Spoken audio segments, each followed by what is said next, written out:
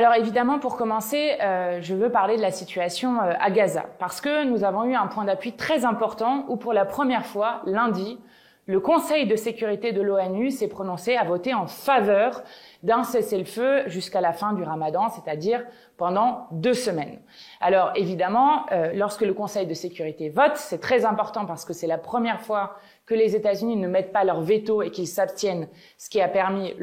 au vote de l'emporter, mais ça ne veut pas dire que le cessez-le-feu existe. D'autant que Netanyahou continue ses frappes, avec des frappes qui ont eu lieu dans le sud, des bombardements très intenses juste après le vote de la résolution, donc ça c'est la première chose, qu'il continue ses opérations notamment contre les hôpitaux, et que son ministre de la Sécurité nationale, Itamar Ben-Gvir, a même déclaré la résolution du Conseil de sécurité prouve que l'ONU est antisémite et que son secrétaire général est antisémite et encourage le Hamas. Donc vous voyez la réaction qu'il y a eu derrière du gouvernement d'extrême droite de Netanyahou, avec en plus des frappes qui ont touché le Liban avec 7 personnes qui sont mortes, qui rendent d'autant plus audible ce que nous disons depuis des mois et ce pourquoi Jean-Luc Mélenchon s'était rendu au Liban. Pas touche au Liban, nous ne voulons pas qu'il y ait une catastrophe dans la catastrophe avec un conflit qui se généralise dans la région. Donc ce vote, c'est un point d'appui très important, mais il ne règle pas la pression et le rapport de force international qui doit plus que jamais se poursuivre sur le gouvernement d'extrême droite de Netanyahou pour leur dire il faut un cessez-le-feu immédiat et inconditionnel.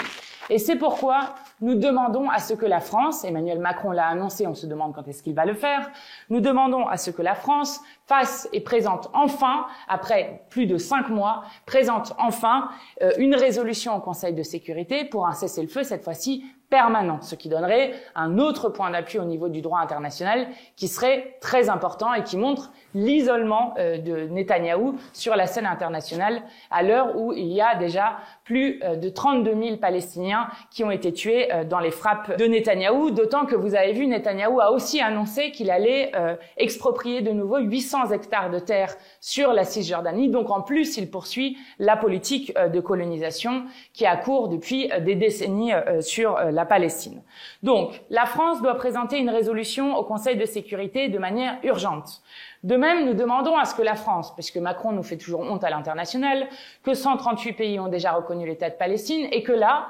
l'Espagne, Malte, la Slovénie et l'Irlande se sont mis d'accord pour reconnaître à 4 l'État de Palestine, ce qui montrait à 142 pays le nombre de pays dans le monde qui ont reconnu l'État de Palestine, là aussi comme un signe de paix. La France ne l'a toujours pas fait. Emmanuel Macron nous a dit 20 fois que ce n'était pas un tabou, mais il ne le fait toujours pas. Là aussi, nous exigeons d'Emmanuel Macron qu'il reconnaisse enfin l'État de Palestine.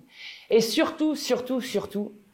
nous exigeons du gouvernement français qu'ils arrêtent immédiatement la vente d'armes à l'État d'Israël. Il se trouve que Mars Actu et Disclose ont révélé en début de semaine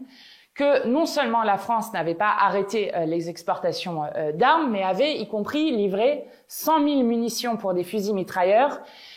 qui donc ont été livrées dans le plus grand secret fin octobre 2023. Et il se trouve que les munitions qui ont été vendues à Israël correspondent exactement aux calibres qui ont été retrouvés dans plusieurs des Palestiniens qui ont été tués lors notamment du massacre de la Farine. Rappelez-vous, ces Palestiniens qui essayaient juste d'avoir accès à de la nourriture alors que la faim et la famine sont organisées et utilisées comme des armes de guerre par Netanyahou pour affamer l'ensemble de la population. Eh bien, où l'armée israélienne avait tiré sur des gens et avait fait 112 morts et plus de 700 blessés lors du massacre de la Farine. On a retrouvé ces exactes munitions, selon les ONG, dans les corps des Palestiniens qui ont été tués. Donc il est fort probable que ce qui a été livré dans le plus grand secret par la France ait été utilisé pour commettre des actes de génocide. C'est un scandale parce que, évidemment, ça rendrait la France, ça voudrait dire que le gouvernement et Emmanuel Macron ont rendu la France potentiellement complice d'un génocide, avec en plus une violation du droit international, puisque le traité sur les armes, dont la France est signataire, dit que lorsqu'un État a connaissance de faits de génocide, de crimes de guerre ou de crimes contre l'humanité, alors ils doivent arrêter les ventes d'armes, ceux dont la France a connaissance.